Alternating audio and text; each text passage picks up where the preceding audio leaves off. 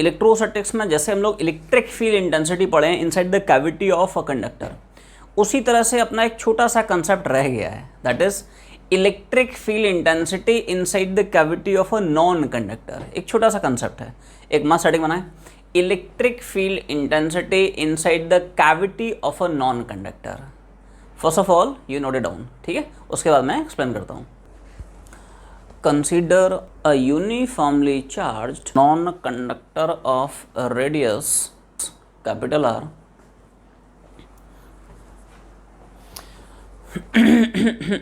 having a spherical cavity.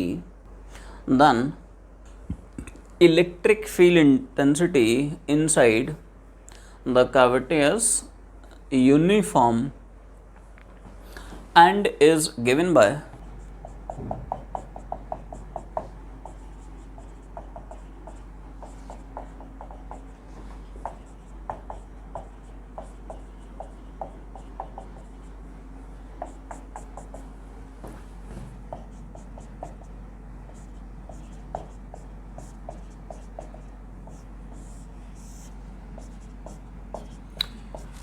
तो you first of all note down the terms, different terms यहाँ पे क्या क्या डिनोट कर रहे हैं। Write down for rho, rho is volume charge density, of course uniform charge density है, it is uniform volume charge density, ठीक है। वो वेक्टर आर लिख ले, what is vector R here. Vector R is very important, ये नहीं लिखना है, अब जो बोल रहा हूँ वो लिखना है, ठीक है। Vector R is position vector of centre of cavity with respect to centre of sphere. I repeat, position vector of center of cavity with respect to center of sphere। तो एक ज़बरदस्त कंसेप्ट आया, धुआंधार कंसेप्ट आया, ठीक है, छोटा सा concept है, ठीक है। आ जाए,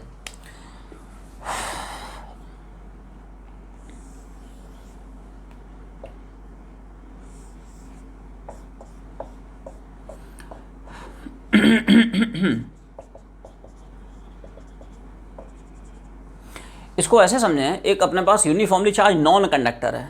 देख कंडक्टर के अंदर क्या क्या हो सकता है, कंडक्टर के अंदर कैविटी है, कैविटी में चार्ज सस्पेंडेड नहीं है, तब इलेक्ट्रिक फील्ड कैसे निकालते हैं। कैविटी के अंदर चार्ज है, तब कैविटी के अंदर की इलेक्ट्रिक फील्ड कैसे निकालते हैं, ऑलरेडी हम लोग पिछले वीडियो में डिस्कस कर चुके हैं, ठीक है।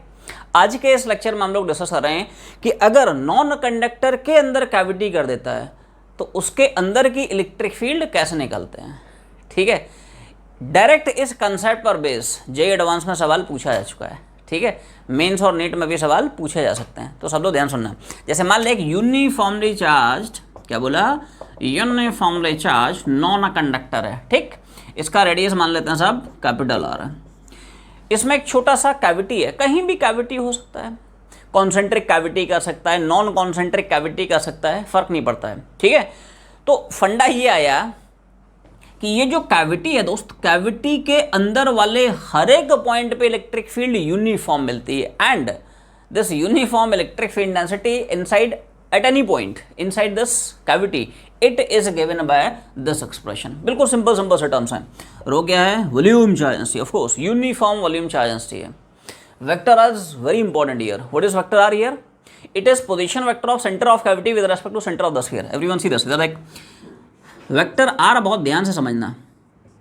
What is vector R, it is position vector of centre of cavity with respect to centre of the sphere. Sphere के सेंटर के रेस्पेक्ट में कैविटी का जो सेंटर है, ठीक है, ये कैविटी का दोस्त सेंटर है, स्फीयर के सेंटर के रेस्पेक्ट में कैविटी का जो सेंटर है उसका पोजीशन वेक्टर है, ठीक है। एक के सेंटर के रेस्पेक्ट में दूसरे के सेंटर का पोजीशन वेक्टर है, that is vector R here. तो पहले डायग्राम कंप्लीट करें, डेरिवेशन पे अटैक करते हैं। धुआंधार डेरिवेशन है, मज़ा आ जाएगा तुम लोगों को, ठीक है। फॉर्मूला क्या है, कैसे कैसे आ रहा है। डेरिवेशन की अप्रोच बड़ी सिंपल सी है, ठीक है। अभी कैविटी थोड़ी देर के लिए भूल जा। अभी अगर मान ले मैं तुमसे पूछता हूँ कि मेरे पास एक uniformly charge non conducting sphere है, बताओ उस uniformly charge non conducting sphere के अंदर वाले किसी पॉइंट पे इलेक्ट्रिक फील्ड डेंसिटी कितनी होती है, ठीक है। तो सब लोग ध्यान दें, क्या बोला कि सब electric field intensity inside a non conductor, ठीक है।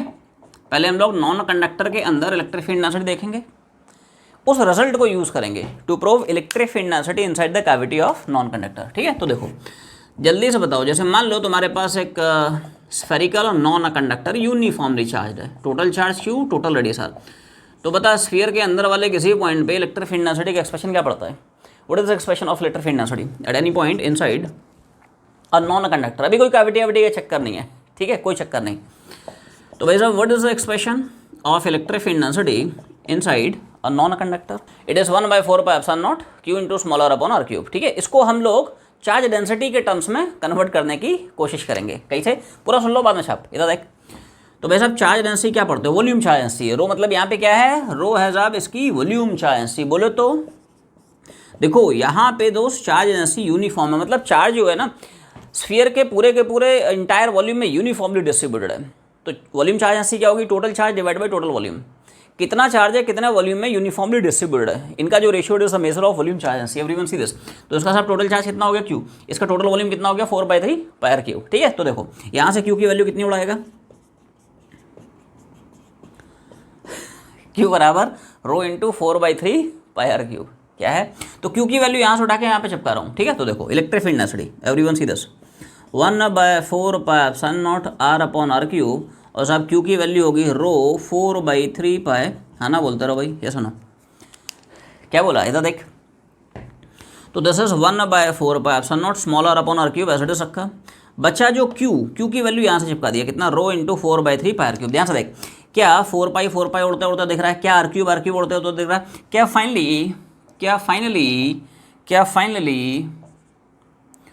Finally this is what we are left with, है ना, बोलते रहो भाई, ये सुनो भाई साहब, rho into r upon 3 epsilon naught, बाकी सब तोड़ गया ना रे, rho r 3 epsilon naught. This is the expression of electric field intensity.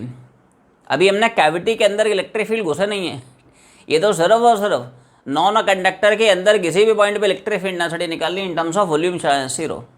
अच्छा, इसी को अगर मैं वेक्टर फॉर्म में तुमसे पूछूं, एवरीवन सी दिस, ठीक है, ये तो मैग्नीट्यूड की फॉर्म में, ठीक है, लिख दिया। अगर इसी को मैं वेक्टर फॉर्म में तुमसे पूछूं, वेक्टर फॉर्म में पूछूं, हाँ, कैसे ले सकते हैं इसी को वेक्टर फॉर्म में, can we write it like this. अरे वेक्टर डालना भाई, यहाँ पे पोजीशन वेक्टर आ जाएगा, यहाँ पे इलेक्ट्रिक फील्ड इंटेंसिटी वेक्टर आ जाएगा। चार्ज डेंसिटी तो स्केलर क्वांटिटी रहे, उसमें थोड़ी वेक्टर डालेगा। ठीक है, समझ रहे ना। तो यहाँ पे अगर वेक्टर फॉर्म में लिखना है ना, तो वेक्टर ही बराबर रो अपॉन 3 एप्सिलॉन नॉट, ये तो मैग्नीट्यूड है, आर के ऊपर वेक्टर लगा दें। समझ ध्यान से, इधर देख, ये है इलेक्ट्रिक फील्ड डेंसिटी इस जनरल पॉइंट P पे वेक्टर फॉर्म में, और ये साहब वेक्टर आर क्या बन जाएगा, it is position vector of point with respect to centre. क्या बोला, वेक्टर आर बन जाएगा position vector of point P with respect to centre of the sphere. This is electric field density inside the non conductor. अभी हमने cavity discuss नहीं की है, non conductor के अंदर इलेक्ट्रिक फील्ड डेंसिटी देखी है इन वेक्टर फॉर्म। यहां तक क्लियर है। वेक्टर आर बस ध्यान रखें, वेक्टर आर मैं लिख भी देता हूं, position vector of point P, किसके रेस्पेक्ट में, तो साहब विद रेस्पेक्ट टू सेंटर। अच्छा, इसको थोड़ा जस्टिफाई भी कर सकते हो कि यार डायरेक्टली मैंने वेक्टर कैसे लिख दिया। ठीक है, थोड़ा सा फील करें। क्या इस एक्सप्रेशन का सेंस ये हुआ कि साहब इलेक्ट्रिक फील्ड डेंसिटी की डायरेक्शन वही हो जाएगी जिस डायरेक्शन में पोजीशन वेक्टर है। क्या बोला, direction of E it is same as that of position vector. Charge positive है ना रे, अगर तो चार्ज पॉजिटिव होगा, याद कर, तो क्या हम लोग पढ़े इलेक्ट्रिक फील्ड डेंसिटी की डायरेक्शन होती है away from centre. Negative charge हो जाता है तो डायरेक्शन क्या हो जाता है, toward centre. Everyone see this. इधर देख, अगर मैं तुमसे पूछूं कि भाई साहब P पॉइंट पे ये जो इलेक्ट्रिक फील्ड डेंसिटी है उसकी डायरेक्शन क्या होगा, तो क्या बोलेगा रे, अवे फ्रॉम सेंटर ही तो बोलेगा, चार्जेस पॉजिटिव, हाँ ना, बोलते रहो, ये सुनो, क्लियर फंडा। तो ध्यान से देख, क्या तुम्हें E का डायरेक्शन R का डायरेक्शन सेम नहीं दिख रहा है, वही तो यार यहाँ से मैथमेटिकली जस्टिफाई भी हो रहा है कि direction of E it is same as that of R। क्या बोला, अगर डायरेक्शन पूछता है तो डायरेक्शन के बारे में क्या हम ये ले सकते हैं कि साहब direction of electric field density same as that of position vector. ये फंडा है। इधर देख, पॉजिटिव चार्ज है ना रे, डायरेक्शन क्या होगा, अवे फ्रॉम सेंटर। तो क्या जिस डायरेक्शन में इस पॉइंट पे इलेक्ट्रिक फील्ड डेंसिटी है, क्या उसी डायरेक्शन में सेंटर के रेस्पेक्ट में उस पॉइंट का पोजीशन वेक्टर भी है। ये सेंस है कि जिधर E उसे डायरेक्शन में R, या जिधर R उसे डायरेक्शन में इलेक्ट्रिक फील्ड डेंसिटी। इतनी बात क्लियर है, पहले इतना छाप, फिर आगे बढ़ेंगे। सो माय डियर स्टूडेंट्स, अब हम लोग इसी फॉर्मूले की हेल्प से प्रूव करने वाले हैं electric field density inside the cavity of non conductor. ठीक है, धमाकेदार डेरिवेशन है, मजा आ जाएगा तुम लोगों को। ठीक है, आओ। तो जैसे मान लें कि भाई एक स्फेरिकल कंडक्टर है, मान लिया जाए स्फेरिकल नॉन कंडक्टर है, क्या है, कंडक्टर के अंदर तो डिस्कस कर चुके हैं, ठीक है। We are having spherical non conductor, ठीक है, ठीक है भाई।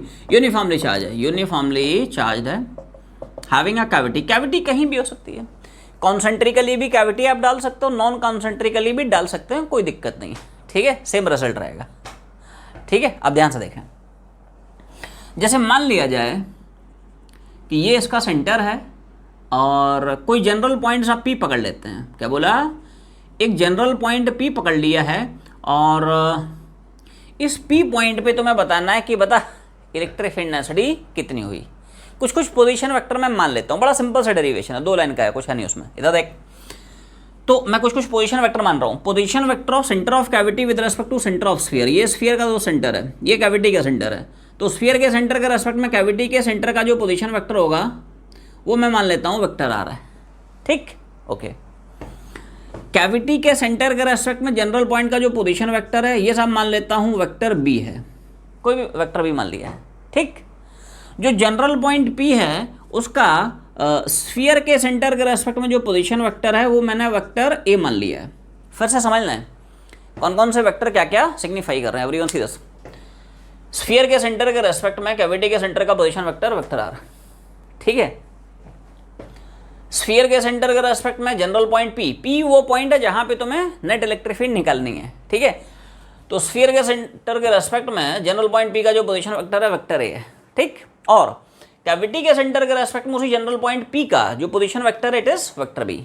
इतनी बात क्लियर है। अब देखो सब लोग थोड़ा ध्यान देना, पहले पूरा समझ लो बाद में छापना, ठीक है, एवरीवन सी दिस। तो थोड़ी देर के लिए मान ले यार कहीं कोई कैविटी का चक्कर नहीं है, ठीक है। तो ध्यान से सोच, क्या ये स्मॉलर स्फीयर प्लस ये remaining sphere will give you entire complete sphere. मतलब पूरे स्फीयर की वजह से अगर मैं पी पॉइंट पे इलेक्ट्रिक फील्ड पूछता हूं तो कुछ होगा because of the smaller sphere, कुछ होगा because of this remaining sphere. तो कंप्लीट स्फीयर की वजह से निकाल लो, स्मॉलर की वजह से निकाल लो, take out the difference, that will give you electric field density because of remaining sphere. This the approach, this idea apply कैसे करते हैं ध्यान सुन, इधर देख, ऐसे लिख रहा हूं,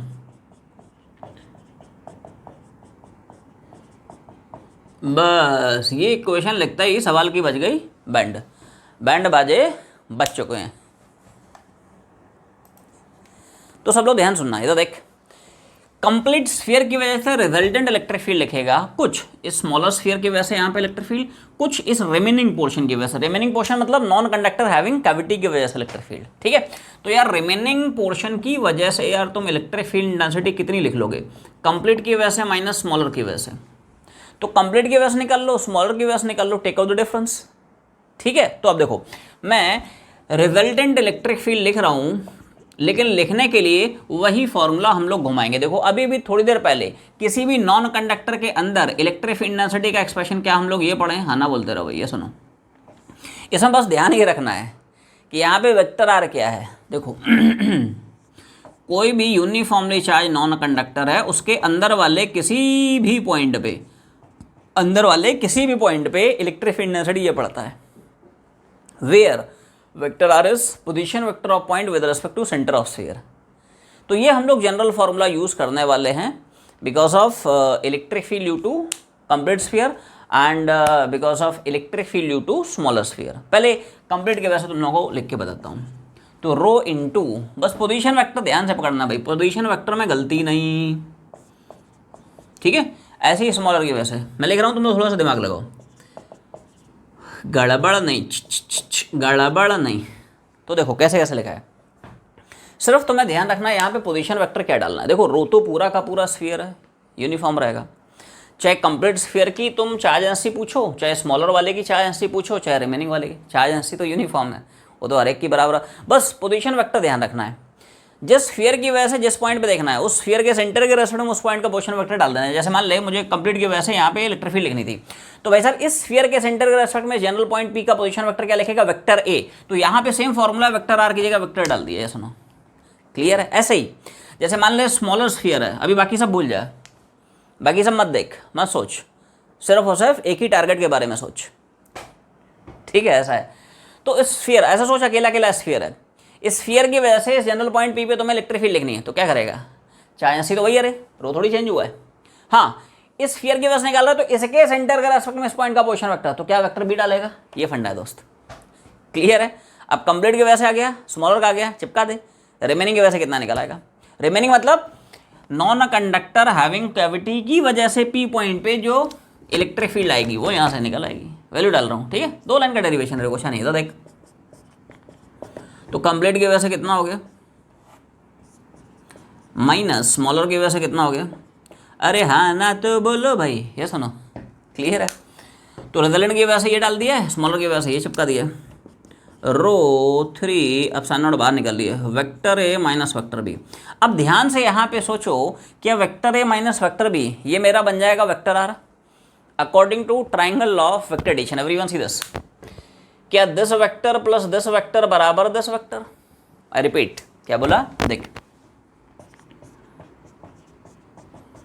इधर देख, vector R plus vector B बराबर वेक्टर ए, ये फंडा है ट्राइंगल ऑफ वेक्टर एडिशन।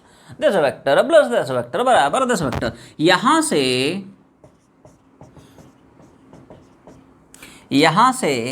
ठीक है, बी को इधर ले गए, यहाँ से a माइनस बी जो दिख रहा है उसको r से रिप्लेस करा दे, क्या बोला, यहाँ पे a माइनस बी दिख रहा है उसको r डाल दे, हो गया ब्रो।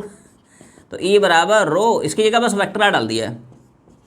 तो this is the derivation of electric field density at any general point P inside the cavity of a non conductor. Non conductor के कैविटी के अंदर किसी जनरल पॉइंट पे, this is the final expression of electric field density जो अपने को याद रखना है। पहले इतना छाप, अब ये जो फाइनल एक्सप्रेशन निकाला इसको किस फॉर्म में अपने को याद रखना है, कैसे मेमोराइज करना है, ठीक है। थोड़ा सा और जनरलाइज करके तुम लोगों को बताता हूँ, ठीक है। एवरीवन सी दिस,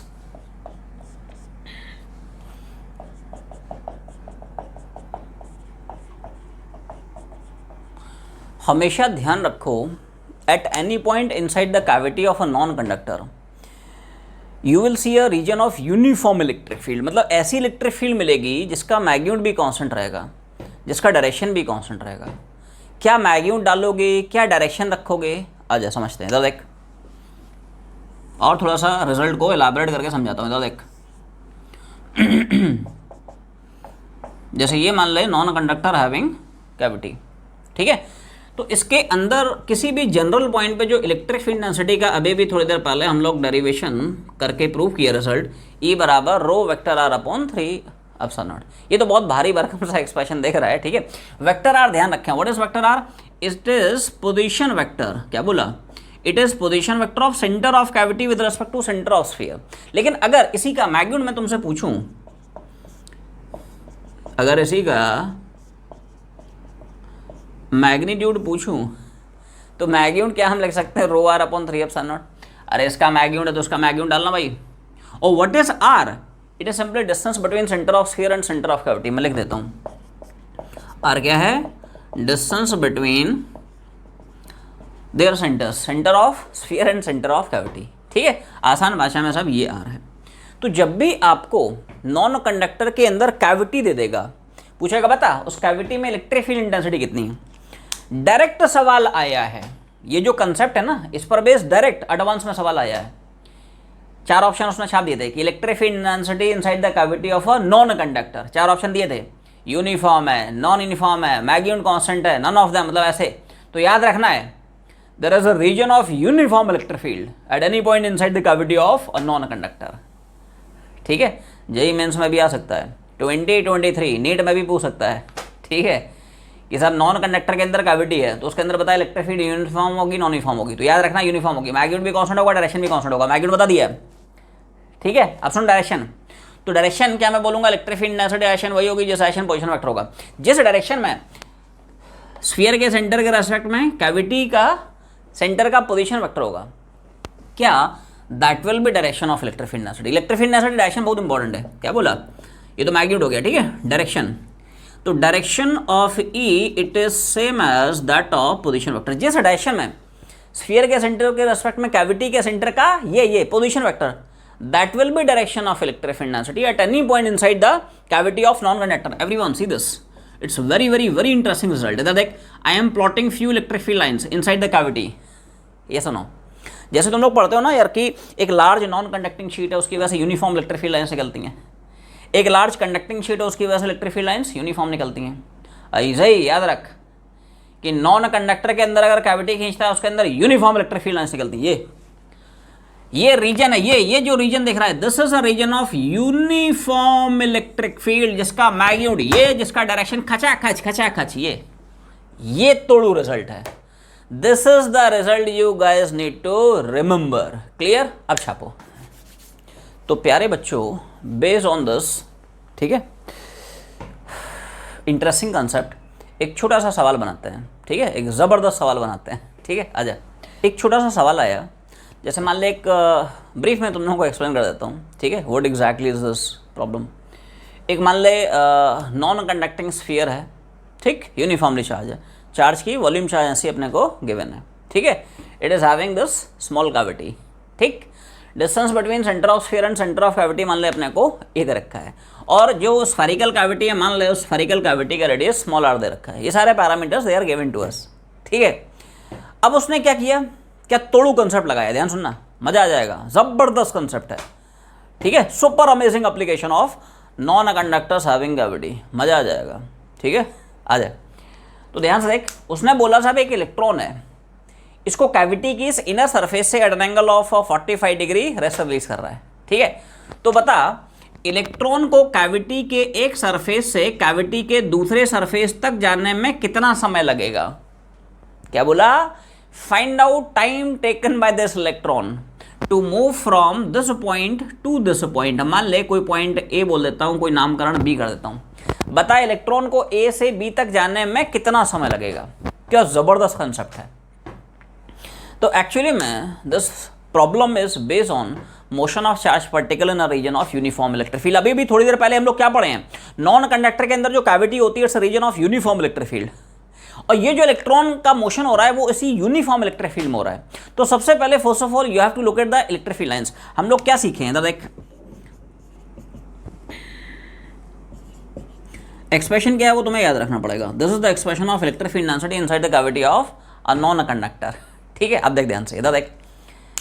तो यार डायरेक्शन तुम्हें ध्यान रखना है, जिस डायरेक्शन में स्फीयर के सेंटर के रेस्पेक्ट में कैविटी के सेंटर का पोजीशन वेक्टर होगा that will be direction of electric field density. Everyone see this. तो क्या यार मैं बोलूंगा कि this is the direction of electric field lines inside the cavity of non conductor. ये सुनो, देखो स्फीयर के सेंटर के रेस्पेक्ट में कैविटी के सेंटर का यार यही तो पोजीशन वेक्टर, और ये जो वेक्टर आर होगा क्या इसी डायरेक्शन में कैविटी के अंदर वाले हर एक पॉइंट पे इलेक्ट्रिक फील्ड इंटेंसिटी मिलेगी। ये फंडा है। तो आपको इलेक्ट्रिक फील्ड इंटेंसिटी का जो मैग्नीट्यूड है, जो डायरेक्शन है, वो कांस्टेंट मिलेगा। डायरेक्शन देखो ये दिख रहा है, कह सकता है पॉजिटिव एक्स एक्सिस है। और मैग्नीट्यूड अगर मैं तुमसे पूछूं कि साहब मैग्नीट्यूड बता दो, बता, तो rho R upon 3 epsilon naught.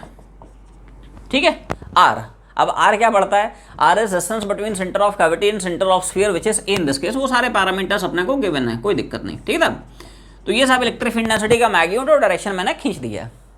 ठीक है, अब ये जो कैविटी है थोड़ा सा मैं इसको अलग से बना लेता हूं, तुम लोग और अच्छे से फील कर पाओगे। एवरीवन सी दिस, देख।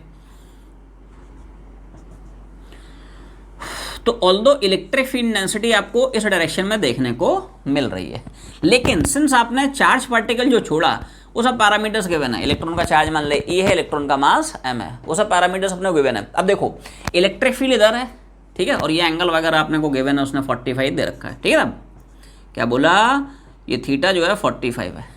क्लियर है, इधर देख। तो क्या इस इलेक्ट्रॉन पे लगने वाला जो फोर्स होगा इलेक्ट्रिक फील्ड के ऑपोजिट होगा, as a charge is negative. देखो whenever a charge particle is capped in a region of electric field it experiences an electrostatic force on it. How much force, F बराबर q. अब force direction क्या होगी, electric field का opposite direction में, as a charge is negative. तो यार electric field इधर है, लेकिन फोर्स क्या होगा, ऑपोजिट डायरेक्शन में। एवरीवन सी दिस, इधर देख। तो इलेक्ट्रिक फील्ड इधर है, तो जैसे ही छोड़ेगा इलेक्ट्रॉन पे लगने वाला दोस्त फोर्स जो होगा वो एग्जैक्ट ऑपोजिट डायरेक्शन का होगा। फील्ड इधर लेकिन फोर्स इधर, तो इलेक्ट्रॉन चुपचाप इस डायरेक्शन में एक्सेट करेगा और जाके कैविटी के दूसरे वॉल से हिट कर जाएगा। वही तुम्हें टाइम पूछ रहा है, यहाँ से तक का टाइम। तो आइडिया बड़ा सिंपल सा है, इलेक्ट्रॉन का एक्सेशन निकाल ले, डिस्टेंस निकाल ले, इक्वेशन ऑफ मोशन घुमा दे, एस बराबर यूटी आवर डी स्क्वायर, तो वहाँ से टाइम निकल आएगा। 2 लाइन का सवाल है, बस कंसेप्ट क्या है वो क्लियर होना चाहिए। ठीक है, तो मैं जर्नी यहाँ से शुरू कर रहा हूँ कि साहब एक्सेशन हो जाएगा फोर्स मास, इधर एक फोर्स हो जाएगा क्यू ई। ठीक है, तो एक्सेशन हो जाएगा Q/m। अब जैसे मान लो चार्ज उसने E दे रखा है, तो ठीक है भाई, जो दे रखा है वो ले ले। Q/m और इलेक्ट्रिक फील्ड हम लोग निकाल चुके हैं, देख रो ए अपॉन 3 एप्सिलॉन नॉट। अब एक्सेशन कांस्टेंट है, सारे के सारे पैरामीटर कांस्टेंट है ना रे, इलेक्ट्रॉन चार्ज कांस्टेंट है, मास कांस्टेंट है, रो कांस्टेंट, ए कांस्टेंट, सब तो कांस्टेंट है। जब तक एक्सेशन कांस्टेंट होगा you can directly use equation of motion, directly equation of motion खटाक से चिपका सकते हैं, फटाक से आ जाएगा आंसर, ठीक है। इधर देख, अब सारा तुम्हारा ध्यान होना चाहिए कि यार कैसे भी करके यहाँ से यहाँ तक का इलेक्ट्रॉन का डिस्प्लेसमेंट निकालना है। ये डिस्प्लेसमेंट कैसे निकालना है, सिंपल ज्योमेट्री डील करनी है। इधर देख, ये एंगल 45 है, तो क्या मैं बोल सकता हूँ यार बिकॉज ऑफ सिमेट्री, भाई साहब सीधा सीधा चल रहा है ना, तो ये एंगल अगर 45 तो क्या पक्की बात है ये भी एंगल 45 होगा। पूरा 180 है, उसमें से 45 + 45 हटा दे, तो ध्यान से सोच के बता क्या ये एंगल 90 दिख रहा है। अब देखो जो कैविटी है उसका रेडियस यार स्मॉल आर दे रखा है, एवरीवन सी दिस, ये आर है, तो यार क्या ये भी तो वही आर है, अरे ये भी सेम कैविटी का रेडियस, ये भी उसी कैविटी का और सेम रेडियस। अब सोच ये आ रहा है, ये आ रहा है, तो क्या मैं ये बोलूँगा ये डिस्टेंस हो जाएगा √2। वेट, मैं इस राइट एंगल ट्राइंगल की बात कर रहा हूँ, एवरीवन सी दिस। इधर देख, ये 90 डिग्री, तो ये नहीं निकाल सकता, पाइथागोरस समाना भाई, रूट ऑफ द स्क्वायर, ठीक है। तो √of r² कितना हो जाएगा, हाँ। अब बस इलेक्ट्रॉन के यहाँ से यहाँ तक के मोशन के लिए सेकंड इक्वेशन चिपका दो। इधर देख, ऐसा बराबर ut + r²। इलेक्ट्रॉन का यहाँ से यहाँ तक के इंटरवल में डिस्प्लेसमेंट कितना हुआ, √2 कितना हो गया। Initially electron is starting it's journey from rest, initial loss है 0, हाफ ऑफ एक्सेशन निकाल ही लिया है, हाँ ना, बोलते रहो भाई, E rho A 3m epsilon naught, ये सुनो। तो एक्सेशन की वैल्यू,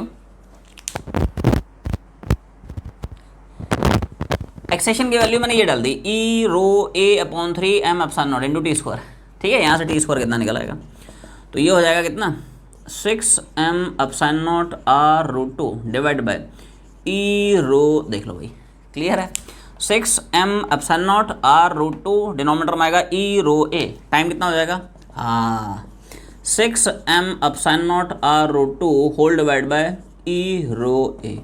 ये ज़बरदस्त एप्लीकेशन है, non conductors having cavity, clear है। अब छापें।